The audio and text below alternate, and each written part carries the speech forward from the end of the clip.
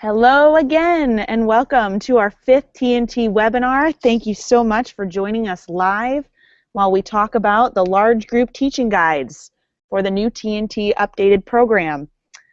Tonight, our Director of Children's Ministry will be walking us through that sample, the large group teaching guides, and he will have some additional info for us as well, including components that you can use to flexibly use to reach your kids, and different best practices that you can use also for teaching large group time. So very excited to have you all with us. Thanks again for tuning in.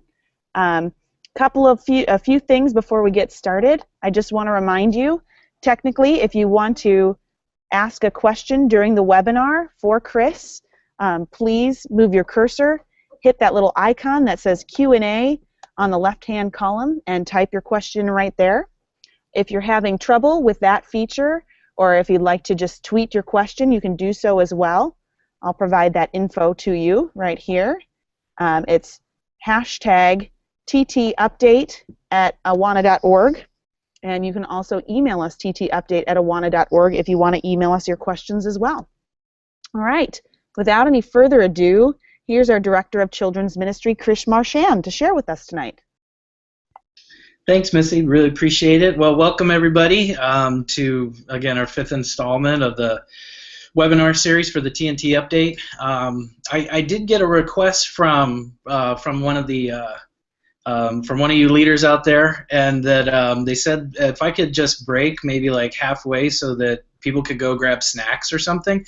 So, well, you know, I'm not going to do that. I'm not going to pause halfway so you guys could go grab snacks. So this is your snack warning. So if you need a snack, I would say go grab it now, because we have a lot of really great content to cover tonight.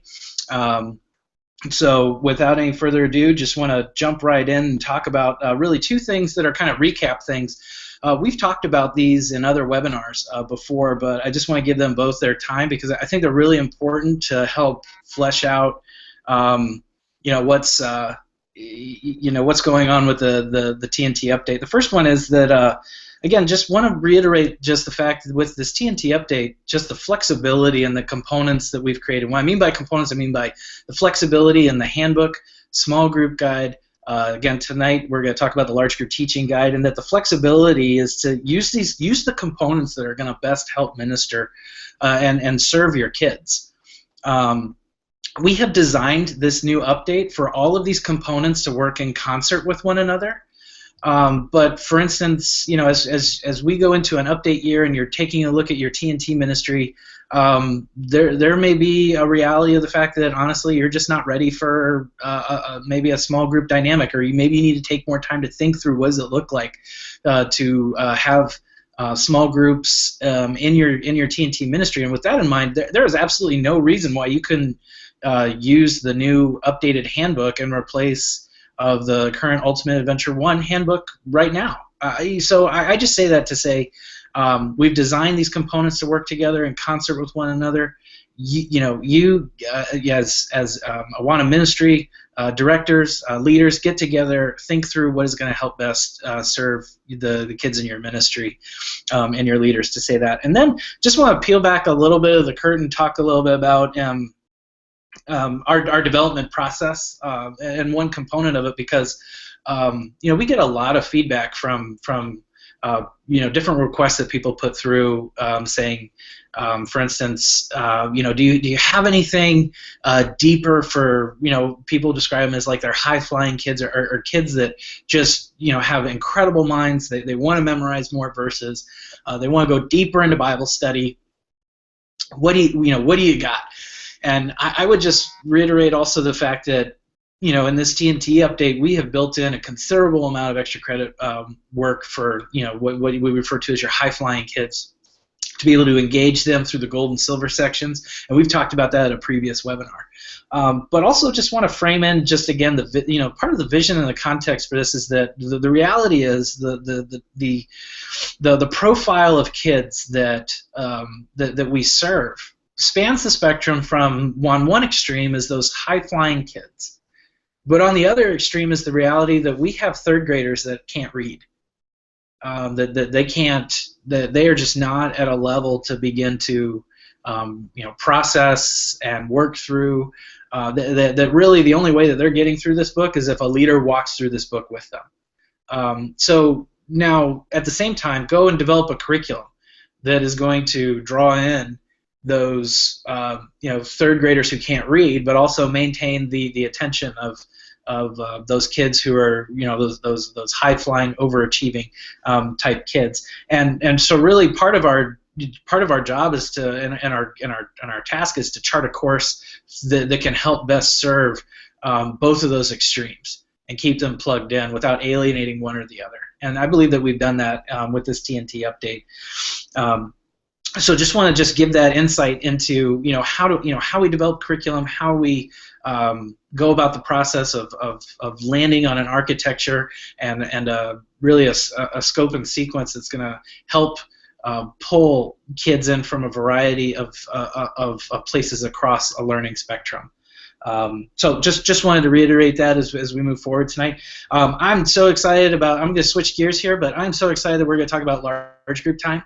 It is probably my most, if you had to say between game handbook, what we're now calling small group time, and large group time, which one's your favorite? I love large group time. I love it for a variety of reasons. One, because for me growing up, I got to come into it and sit with my buddies. Sitting with my friends who invited me to Awana. It's where I get to hear a lot of truths for the very first time, especially if I'm new and I haven't had time to dive necessarily into the handbook. There's just a lot that goes on in large group time. And so I just want to prepare you tonight that I'm just going to be a little bit picky a bit tonight and just bring some best practice type things to the surface, because I think it's so valuable as we begin to talk about large group time. Because on one hand, I've seen large group times go really, really well. On the other hand, I've also seen large group times go horribly, awfully wrong. And I believe part of what we've designed in the large group teaching guide is going to help you prepare better for your large group teaching time. It's going to bring and interweave a thread and just help you think through this segment of club, I think, in a much more focused way. But a couple of things that I just want to bring to the surface, just a couple of best practices of things to bring to your attention in terms of large group, is that one of the questions that I do get a lot is in terms of preparation. I understand it. It's church ministry. For whatever reason, people want to be able to do something that has zero prep to it. It's like, if you gave me a zero prep role in ministry, I'd be like, oh, that's awesome. I will totally do that. But the reality is that you absolutely have to prep if you're going to be a large group teacher. And again, I'm spending time talking about large group teachers and their role there, because they need to prep. And just want to share really just two quotes from fairly famous people. One is from Woodrow Wilson, and this is a paraphrase of his, but it's like, if you want me to speak for 10 minutes, I need a week to prepare. If you want me to speak for 15 minutes, give me 3 days. If you want me to speak for half an hour, give me 2 days to prep. If you want me to speak for 1 hour, I'm ready right now. And part of that, I think, is the more concise your time, the smaller your time frame is that you have to talk to your kids, I think the more effort needs to go into your preparation and your prep time. Quite frankly, because you don't have time to ramble. You don't have time to unpack illustrations. So for some of you, if you have a large group teaching time that's pretty tight, think about the amount of preparation that needs to go in, especially if you're communicating and talking in a very concise way to kids. That you really need to spend time thinking through, the words that you're going to say, how you're going to craft your message, your presentation, and that's part of it. Well, and the other one's from Winston Churchill, where it says, for every hour that I speak, for every minute that I speak is 1 hour of prep time. Now, I'm not suggesting that and necessarily in any sort of way. I'm just saying that as you place this resource into the hands of somebody, that the expectation of just being and having to carve out time to prepare is so critically important. And with that said, I would encourage you, especially if we're speaking to, if you're an Awana ministry director, and if you're somebody who's out there recruiting volunteers to facilitate this function in the TNT ministry, I would encourage you to be picky about who you put here in this role. because this is somebody who's going to be a mass communicator to a large room filled with kids, and just to make sure that not only do they have the ability to come across as an effective communicator to kids, but are they going to be committed to putting the time into it? And I also know that for some of you don't have a consistent large group teacher. You function more on like a guest lecturer type of schedule where you fill in different people, whether they be pastors, missionaries, and different individuals. Maybe also your leaders take a rotation through. I know a couple other churches do that. But I would just maybe it's just challenge you to put some thought into who you place in this particular role. Second thing is that just as something to bring to the forefront is that this is a highly visual generation that we're talking to. So what we put on the screen and what is being presented in front of them it incredibly matters, because they are just soaking it in with their eyes and their ears to such a large degree. One of the things that just one of my ministry pet peeves is just really bad PowerPoint. And what I mean by that is that there are times where I have seen large group teachings happen where either words have been misspelled, where certain clip art didn't make it and got cut off on the side of the screen, and the reality is that your kids see that too. And obviously we want to be gracious, we want to be humble, but at the same time too, let's deliver things with as much excellence as we possibly can. Because this is a highly visual generation, and they are looking at things, and based on how they're looking at things and interacting with them, they are making decisions in their minds and in their hearts about how they feel about things, how they're interacting with what you're saying, what they're seeing on the screen, and how that translates into their total experience. So just want to reiterate that. And just as another additional just sort of best practice on there, I would encourage you to, whoever's your large group teacher, you don't need to do this every week, because honestly that would probably be a little too intense. But I would encourage you to evaluate them a couple of times throughout the year. Put a camera up and record them. Watch the videotape. Watch the videotape of yourself. They aren't going to want to do it. There are very few people that are like, yes, record me delivering a message, and then let's talk about how I can get back. I mean, a majority of them probably aren't going to want to do it, but there's so much you learn from doing that. Because until you see yourself delivering on what everybody else is saying, you're not going to have opportunity to be able to correct anything that you're doing, or be able to make any type of adjustments that are going to make you a more effective communicator. It's no different than watching the tape if you were in sports. I grew up and in high school I played football on Saturday mornings. Everybody came back to the school, and we watched the videotape of how we performed. And that's one of the ways we got better, because we got to see what we did wrong. And I would just encourage you to do that. I would encourage you to, at some point, and this may be even a higher sense of vulnerability, but have your kids evaluate your large group teachers. Put an evaluation form together. Ask them their opinion on it. Plant some leaders and give them the speaking topic ahead of time, and then solicit feedback from them to go, hey, did I actually communicate what the lesson was about? I think, especially as large group teachers, there just needs to be a feedback and evaluation tool in place so that we can become better communicators to children. Okay, so we talked about that. And then I would just say, just to make sure, and this is one of those just best practices, best principles in public speaking, but just, rule number one, know your audience. Know who you're communicating to. I've seen this, go wrong in one or two. I just want to share, two illustrations with you, just really briefly, and then for some of you who are here tonight, then we're going to dive into the large group teaching guide. But on one hand, I would say know your audience, but also know the mission of why you're there. And here's what I'd say in regard to that, because for some large group teachers, they use it as a platform to get and they spend more time talking to the kids about themselves and their own personality and their own stories. And those obviously, those have a place. But when it becomes so heavily laden to that side that you're having to rush and push Jesus and the Bible at sort of like the last few minutes of it, then you have an unbalanced communication approach. So that's on one hand. So part of it is knowing your mission, knowing your audience, and the other part about knowing your audience is I have this memory of when I was sitting in Awana, and there was this very just gruff, I would even say, nerdy guy who got up there and was like, "Okay, kids, let's take out your Bibles and turn to Leviticus chapter 2." And you're just like, please, Lord, come now.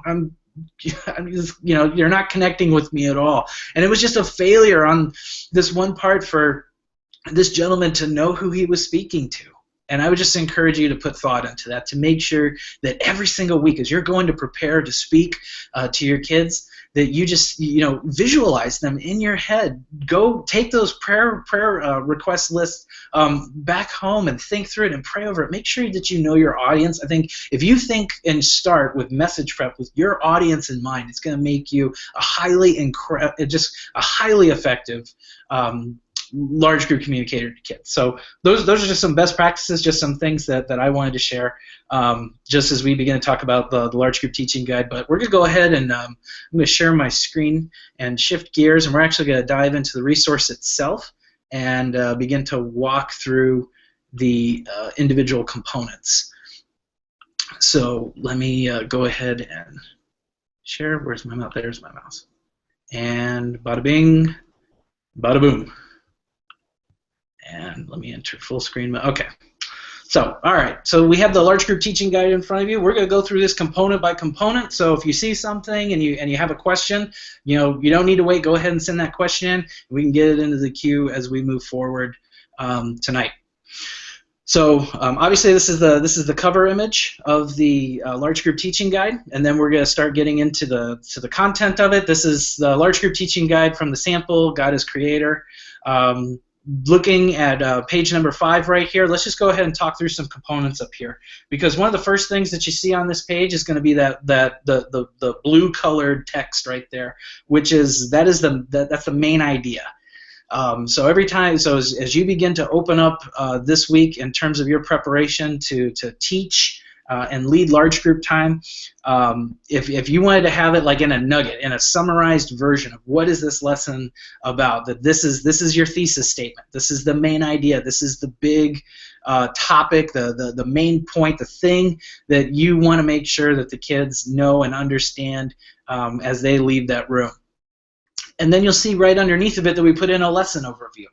This is a summary of the lesson to be presented. This gives you like the Reader's Digest version of what are we talking about in very much a overview fashion. Couple paragraphs just to be able to ground you into some context and give you some insight into what's going to be shared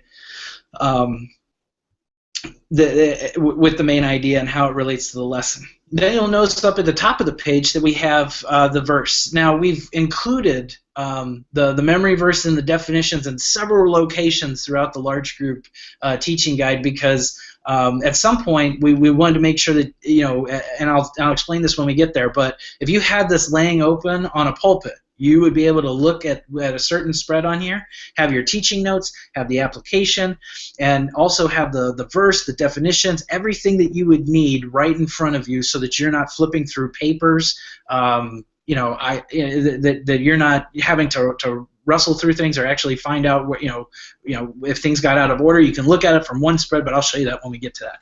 So, but this is, if you look at section 1.1 the kids handbook, this is the exact same verse. And underneath of it are the definitions that you're going to find in that lesson. So as you look at this is your prep section. This is the section you're going to start with. You have the main idea, you have that lesson overview, you have the verse that the kids memorized, the definitions that were also displayed for them, and then you're going to get into lesson objectives. And these are if you're not familiar with lesson objectives, they are we are talking about this because, or these are the expected outcomes that I want my kids to know, understand, or do when they leave large group teaching time. Now you'll notice that we gave some space at the bottom here for you to write your own objectives, because one thing that you're going to see throughout the design of the large group teaching guide is that we've given you some, we've filled in a lot of content for you. But we also know that every single large group teacher, and to some degree, you know, a Awana leader is going to bring in just some different perspective, you know, either a different perspective or different objectives or different illustrations, different applications, maybe even a different message outline. Maybe you want to take our questions and you want to modify them. And we made sure that we included space for you to write in this. This isn't a transcript that you just lay on a podium and just regurgitate the lines to the kids. We want you to work through this as a large group teacher to make sure that you understand the material, that you understand the topic, and that you've also taken time to really put your personal touch on it. Some of the best large group teaching opportunities I've had have been have been the result of doing exactly that. Okay, so take for instance, learn that in 6 days God created the world and everything in it from nothing. I think that's a great objective. I'm going to write it down here because that's the one thing I want my kids to focus on before they leave. And I would just say, in terms of lesson objectives, you don't need to hit all five of these that are listed here before you. Pick the one or two, or maybe even just the one that you want to focus on during your large group teaching time. You have flexibility to be able to do that. But we gave you space here at the bottom for you to craft your own objectives, because again, you know your kids and you know what what's going to best help them and serve them in the long run. All right, moving right along. So we flip the page. And you'll notice at the top that where it says large group lesson, right underneath of it, we built in some time considerations, because the reality is that not everybody does club the same, not everybody does large group teaching time the same, and for some of you, you need to be able to scale this lesson in a variety of ways, and we've included 15, 20, and 25-minute options for you. So if you want to consider modifying your large group time to best fit a particular time, we gave some suggestions on how you could do that. And then we also included some activities that, again, aren't here in the large group teaching guide. They are going to be digital content that you are going to be able to access. So if you purchase the large group teaching guide, you are going to have access into what are called the resource bundles. And in the resource bundles, we're going to make mention of either some activities or so some different components in here, and you're going to be able to find that information in the resource bundle, and that particular component piece will be live coming this summer. Once talking about like July 1.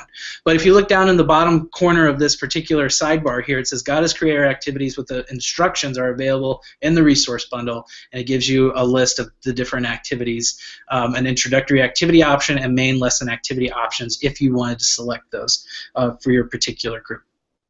So again, utilize that to the best of your ability, because I think just scaling that is going to help clear up how much time do I have, what can I do. If I have 25 minutes, that's great, but what happens if I only have 15 minutes?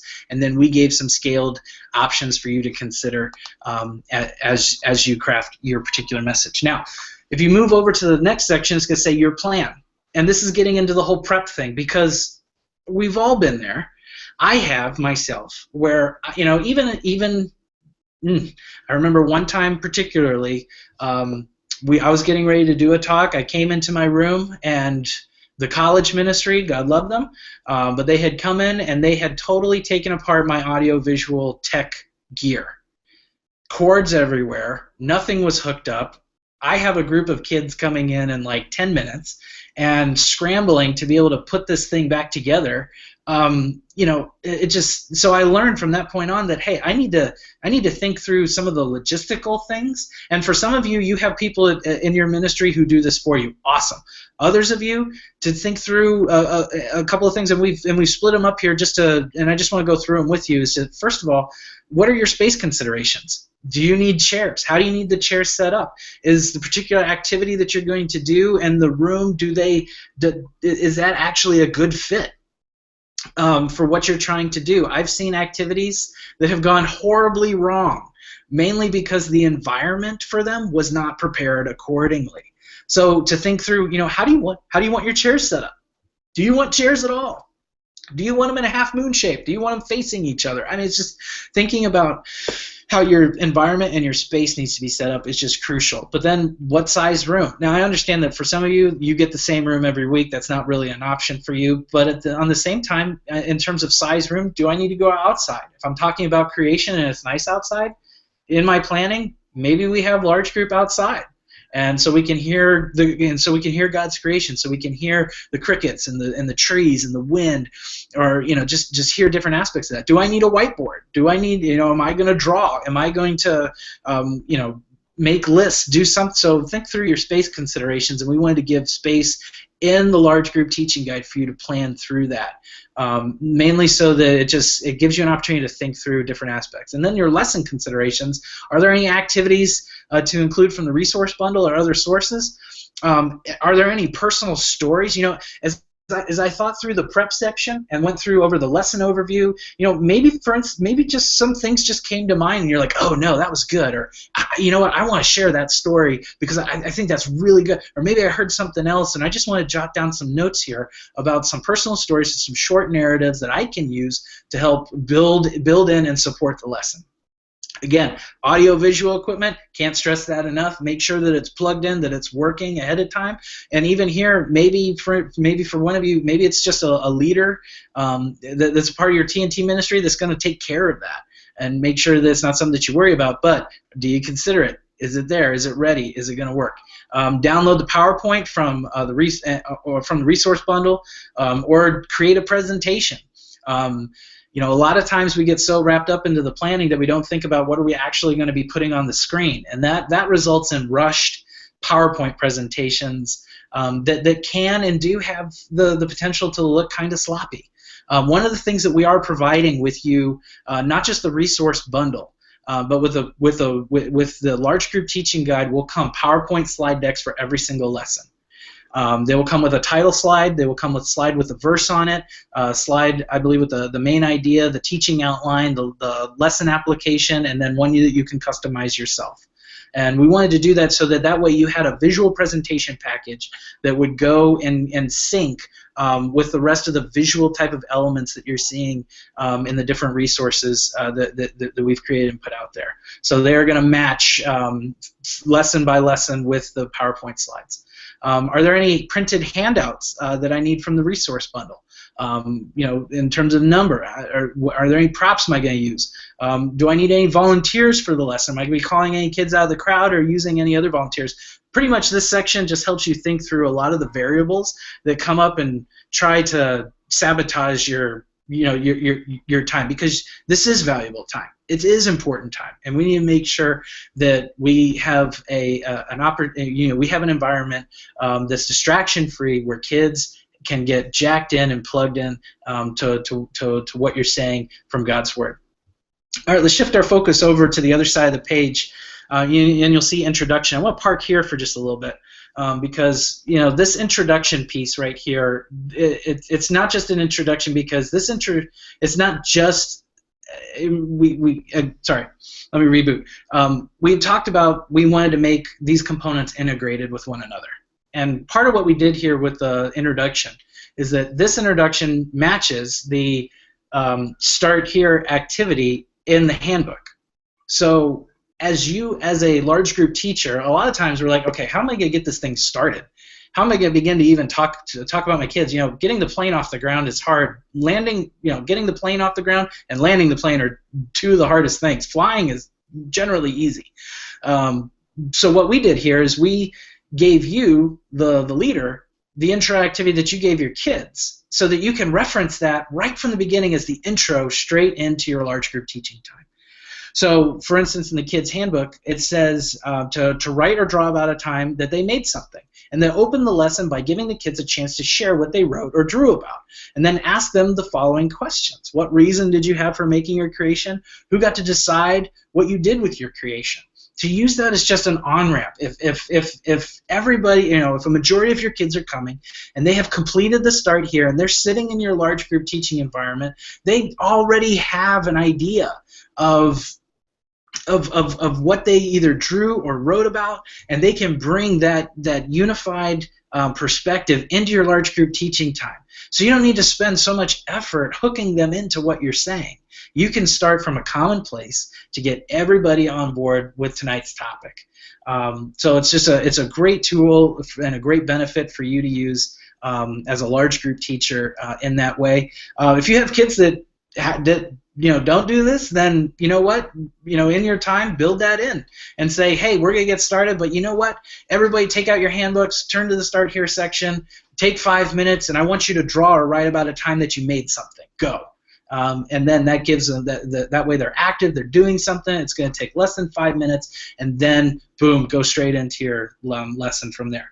And again, we put the memory verse and the definitions there again so that you can reference them. And then you'll notice that we've included a ton of space because your introduction might be something different. You might want to do something different than us, and we gave you space at the bottom to be able to write that in. Maybe you wanted to start with that personal story or that short narrative rather than do necessarily our introduction, and we gave you space to be able to fit that in at the bottom. All right, moving right along. At the top of the page, you'll see main lesson teaching outline. This is the main teaching outline for the lesson. These are the key concepts and the verses that accompany each point. So this is the bulk, this is the meat of what you're talking about and communicating to your kids. The fact that our powerful God created the world and everything in it in 6 days, with again scripture references there to point you back. And again, that our God created us for a special purpose, and that purpose is to have a relationship with Him, be like Him in many ways. He created us in His image, so God created man in His image, male and female. He created them, male and female. He created them. So again, this is if you're familiar with the teaching outline, this is the bulk of the lesson that you're going to be communicating to your kids. Now, maybe you just want to draw out maybe 3 or 4 points from that teaching outline. We gave you space there at the bottom. This right here is the spread that if you were to prop this down on a podium, you should be able to teach from this spread and be able to teach the entire lesson without fumbling through pages, and in one spread be able to have the bulk of the information that you're going to communicate to your kids. So again, we include a space for you to maybe write your own teaching outline. Maybe you like maybe you like 2 of our points, but on the 3rd one you want to modify it, change it a little bit. Totally have the freedom to do that, and we gave you space at the bottom to be able to rock and roll that aspect. All right, looking on page 9 up at the top, lesson application, because okay, I went through my teaching outline, but you know what? Now it's time for the rubber to meet the road. Now it's time for life application. So we're going to ask some questions like, why did God create us? And that He loves us, and that He created us to have a relationship with Him. How do we begin our relationship with God? This is like, your kids are sitting there going, I think it's great what you said. Now, what do I do with it? Because we don't want them to leave large group time with this kind of like, oh, that was really great stuff you shared, but I don't have anything. I don't know what I'm going to do with that now. And that's what the lesson application comes into place. It gives leaders an opportunity to share with the kids, this is why this matters, and to bring real life application into their universe so that you can begin to wrestle with that as a group. We know and understand that maybe you have a different application point because, again, you know your kids, so there's something else that you want to bring into your lesson. We give you space at the bottom to write and jot that down. Up again at the top, you'll see a place called Sum It Up. And Sum It Up should last about a minute. This is the drop the mic moment. This is the opportunity that you have to just leave on that one strong note. And a lot of these go back and reflect what you were trying to achieve in your objectives. You want to make sure that your students leave with that summary, that golden nugget. So ask kids to tell you one thing they remember from the lesson. After you've gotten responses, recap these concepts once more. And these concepts are things that you're going to find in the objectives that we had, and it's just an opportunity for you as a leader to just sum up everything that this is about. This is about you landing the plane. Thinking through your entire teaching time. You got the takeoff, that's your introduction. You're gaining altitude. You're getting higher and higher and higher through the bulk of your lesson, and then you start coming down to the ground. Hitting it home, driving it home through lesson application. Sum it up. That's land the plane. It is sometimes so difficult for leaders to land the plane, and we wanted to include that in the large group teaching guide, just to give you, again, more resources and more things, more tools to use during that time. And then you're going to see, this is the last page of the lesson, page 10. And then up there, we just wanted to break this down into two boxes. One, TNT announcements. We know a lot of you just wrap up your time, talking about either important things or transitional things that you need to, whether it's, hey, we need you to bring, 100 boxes of mac and cheese for the food drive, or, whatever it is that you're doing. We wanted to create space for you to jot down those important announcements so that you don't forget them as you're talking, communicating with your kids. And then the last is just closing prayer. Are there things that, hey, a lot of times these things come in forms of little pieces of paper that get passed up to the podium, or leaders talk beforehand. But we want to give you dedicated space so that way you can record these prayer requests and use this as a living document, something that you can come back to, because again, you have your announcements at the top, the important things that your TNT kids need to know before they leave, and then you have your closing prayer requests, and then those prayer requests, look at what you're looking at right now. You are going to, on the right-hand side of your screen, be preparing for lesson 1.2, and over here, seeing those prayer requests. And I would just encourage you that as you are praying for the requests of your kids, that you also take that, just the beautiful knowledge of what that is into the next preparation for the preparation that you have for the next lesson. And I think it's just gonna give you an incredible insight and help begin to craft and frame how you deliver large group teaching content to your kids. So I've done a lot of talking. You've probably eaten through most of your snacks. So now just want to turn it over to see if we have any questions that have risen, things that you've seen, things that you might want a deeper explanation on. So Missy, whenever you're ready for the questions. Yeah, I'm actually on and with you, and I'm going to say this again right now to our audience that's watching live. I know that there's been a few questions coming in, but some of you have signed on a little bit later than others and might be on a bit of a delay here, so I'm going to stall. But I invite you right now to ask your question as soon as it occurs to you, and we'll try to respond to that in the next few minutes of our webinar. I also want to take this time, too, to direct you to awana.org/TNT updates. In the last couple of days, there's additional information that's been provided there for you guys. If there's questions that don't have to do with the large group resources, and it's still a nagging question in your mind, check out our frequently asked questions tab on the webpage. Perhaps you will find an answer there, or by all means email us. But yes, we would love to engage with you if you do have a question that you find unanswered. And also please note that we have a webinar next week, and there are a lot of you chomping at the bit wanting to know how do awards and how does record keeping work with this new curriculum. And we will be talking about that subject specifically next week and answering questions in regards to that. So if you got a question about that, tune in, join us, and ask Chris live. Give us an opportunity to chat with you directly, face to face through this broadcast. Okay, well, Chris, I know there have been a lot of questions about churches of different sizes and how do you design large group to suit when you've got all 4 grade levels doing large group in one session together, or you've got 3rd and 4th together. Do you have recommendations on how the large group resources now support different clubs of varying size, or does structure need to change if the large group resources are now being used with the update? Can you give us some advice? Yeah, I think for the update year, there's absolutely no reason why, so if you've translated your kids over into the update book and you're starting with your 3rd and 4th graders, but you do large group time together. So for instance, your 3rd and 4th graders are updated to the new material, but you have 5th and 6th grade out there too. What should I do? There's absolutely no reason why, at least in this year coming up this fall, that you couldn't have 3rd through 5th or 6th grade join you for the large group teaching time this year. That's totally something that you could do, because, for instance, your third and fourth graders are going to be going through the new updated um, format.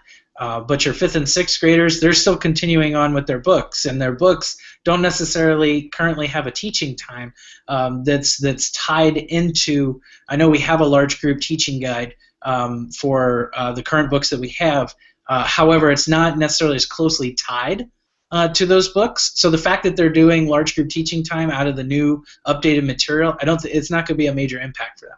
What is going to happen later on down the road, though, as we continue to develop the update into the future years, is that you are going to be in a situation, and this is an issue that, to be totally transparent, that my team is working through in terms of figuring out, in terms of the type of large group resources that we are providing. And we have mentioned this before in a previous webinar. I just want to bring it up again because I know this is a topic coming up, but at the same time, we have third through sixth grade in one room together. If you do that, that is a massive gap to teach from. I also know that you're limited in terms of leaders and resources, and even sometimes in space that you're able to have large group time at your church. But if you are that church that's putting third through sixth grade all together in one room, that's just a challenging group of age ranges to be able to tackle. I would be more of a fan and a proponent of saying that it would be more beneficial for your kids to have a large group teacher for third and fourth grade and a large group teacher for fifth and sixth grade. I know that's bringing an extra large group teacher into the mix.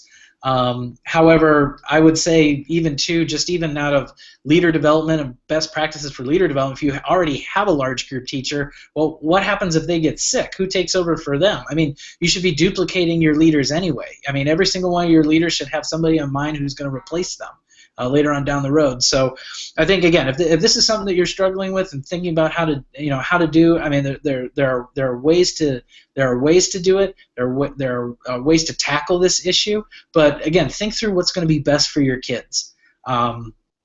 Get that extra large group teacher. Put your large group teachers on a rotation. There's just different things that you could do, but keep in mind too that we are working to see what we can do here at Awana to be able to provide resources for you to help again reach your students the best way possible. Because in the end, the reality is that what a sixth grader needs and what a third grader needs, and the topics and issues that are going on in their lives that really need attention are just so night and day from one another.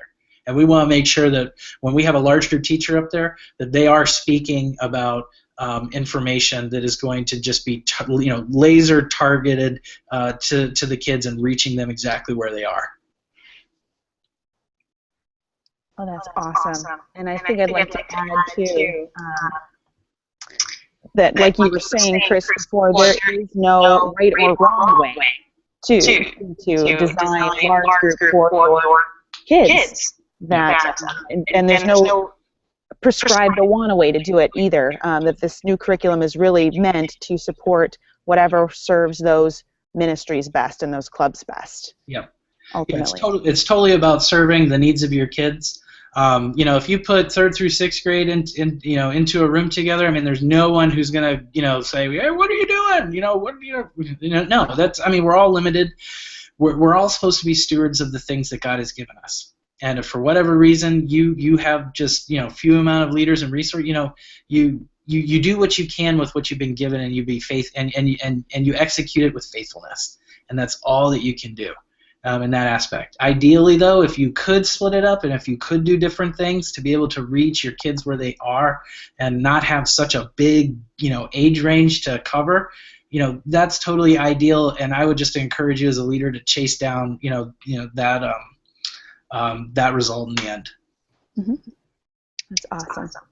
I've got a couple of questions out here. I think I'd first like to address a question that we got from Edward, and I think this certainly was covered in last week's webinar when we talked about small groups, but I think some churches out there and some leaders out there are still struggling with the language small group versus large group and how that time is used. Can you give us a quick, how-to instruction on what the value of those two separate times are? Yeah, because that is a great question. So thanks, Edward, for bringing that up and talking about it. Because one of the things that we saw in the field test that was a reality is that we saw some groups do it well, and then we saw some groups who really small group time was just a regurgitation of large group time. That is not how it's designed to be, because really between small group and large group time. So let me break this down. Small group time is about having an encounter with your kids where you are having a dialogue, a discussion about either the topics that the questions that we've included in the small group leader guide, or the explore section, the Bible study itself. It is meant to be a discussion. A discussion. I say that over and over again, which means that if you as a leader are doing all the talking during small group, it's not a discussion. And there are different things that we can help to resource you with on just how to be a better small group leader. Things that we can provide and help that we can provide. So if you have questions about even just how to become a better small group leader, because that is obviously something that is going to be a need that is going to come down the road. But it is a discussion. It is an opportunity to have a dialogue with your kids, to have a conversation about what they saw, as they work through their book, as you work through the explore section. It is an opportunity for you to have a conversation with them, and to work through those discussion questions. Large group teaching time, that is master teacher format. That is a room filled with kids. It is not a discussion. It is delivery in a master teacher format, where you have your kids quiet. They're not necessarily quiet, but they are listening to a primary deliverer that is giving that material. I will say this, that I saw something very interesting out in the field test, where I saw one leader who was changing it up, where they were doing large group teaching time, and then putting in components where they were breaking up the experience for their kids, so that they were giving them a little. So they would talk about one point, and then they would give them an activity where they would go away and do something experiential and hands-on to help reinforce that point, and then have all the kids come sit back down and then do the next point, and then they gave them an activity. I was just fascinated with that. I mean, because for me, I'm the ADD type of kid. I mean, I have ADD, and I'm just, I need to be up, moving around. I can't sit still the entire time. But the fact is that they were delivering large group teaching content and giving the kids an opportunity to go and actually flesh out that principle and then come back and learn some more. There's different ways to be able to do it. So I just encourage you to explore some of those creative ways. But definitely the biggest difference is, between the two, is that small group time, that is a discussion. You want your kids talking. You want to start unpacking that together as a group. But then in large group time, it is more of a receiving. They're in a posture of not necessarily dialoguing, but hearing again those main concepts, those main points from the lesson itself. So that's a little bit about how they're different, how the expectations are for them to be different. Oh man, that's awesome. And I love that suggestion too, Chris, of having a point in your lesson and then giving the kids an activity. Like, that's a great way to address, serving both the kids that have the focus and can be there and engaged for 20 minutes and the kid that can't sit still for 30 seconds, but to make sure that they can get up and move around after each point. That's going to be a really helpful tool to make sure that they actually retain the information that's delivered on during large group teaching time. So that's awesome. Yeah, it was really cool to see that in action, just for my own benefit, because usually past the 15-minute mark, I'm starting to go, okay, look, there's blue on that wall. Oh, there's a light switch. I wonder why they put it there. I mean, it's just my brain just goes in a variety of different directions, and I know the kids do too. So the longer that they sit in those seats quiet, the harder it gets. Mm-hmm. It never ceases to amaze me too, like how creative our leaders out there can be with finding what works for their kids. It's a trial and error, and sometimes it requires a little bit of testing. So that's a really cool idea. Totally. And I would just say this to the leaders out there, that if you're doing something unique and cool with large group time, tell us about it. don't keep the secret sauce to yourself. Give us, tell us about what you're doing. Share with me your story. I'd be happy to hear about what you're doing in your club if you're doing unique or different things with your large group time. It is, yeah, and that would be really cool for us here at corporate headquarters to understand and know to share with other club leaders, because there are a lot of club leaders out there saying, I'm just exhausted all of my creativity here and all my resources. What do I do? And turns out some of you guys have already figured out the answer for some of those scenarios. So we would love to know and love to hear from you. Please write us. I got a question here that's more product related, a little bit more specific, but are there going to be 4 large group teaching guides for each year with this new curriculum? Yeah, that's that really goes back to the question that we're at the whiteboard really trying to answer. Because if we do include a separate large group teaching guide for every single year, well then you're going to need 4 large group teachers. Right? Like, I'm not sure. I mean, it's going to create a bit of a logistical shift for your church. I'm just being honest with you right now, because that's part of the thing that we need to fix. Because we understand that it's more, we're grouping kids together. We're spanning either that 3rd, 4th, and then that 5th, 6th of splitting it up there. But I know only a very small percentage of our churches are churches that are large enough where they're like, look, our 3rd graders. Like, you're talking about like 300 3rd graders. Like, I mean, that's just massive, the amount of 3rd graders in that particular club. So that would, in my mind, a club of that size or that magnitude, when you start crossing like that 100 threshold, and you just have like 100 or 200 3rd graders to yourself, then that warrants, in my mind, its own large group teaching time. But we also understand that we serve churches that don't necessarily reflect those particular numbers. So really, what my team is working through right now is trying to figure out how do we in this year this is what we've delivered, but at the same time next year we don't want to create a situation where it's just going to get complicated and then cause more stress and more strain on the church later on down the road. So in the end, I foresee possibly having 2 large group teaching guides. Looking further again down the road, but again, don't hold me to that. I mean, that's not definite. I'm talking about what cements here stuff, so I'm peeling back the curtain for you guys, and just kind of telling you where we're at. But we understand that this is an issue coming up, and we're working to design, develop, and deliver resources that are going to best help you as a club leader. That's awesome. That's helpful. Thanks for giving us a little bit of a peek into the future, and certainly I'm going to be praying for you guys as you continue to tinker and determine what the future might look like for the program. Since we're getting close on time, I'm going to go ahead and start to close us out here. We've been already yammering away for 50 minutes. Thank you so much for all who have shown up and asked your questions. I know we haven't gotten to all the questions. Please email us if there's something that was left open-ended for you, and again, we would love to engage with you. And please check out what we've got going on the website, awana.org/TT update. There should be a lot of valuable information for you, as well as samples of the curriculum that we hope you find really valuable as you prep for next club year. So, Chris, is there anything you want to say before we close out the night? Just reiterating the fact that you guys are awesome. I love your creativity. I love the things that you guys are doing. Again, just put it out there that if your club is doing something that you believe is unique, please share it with us.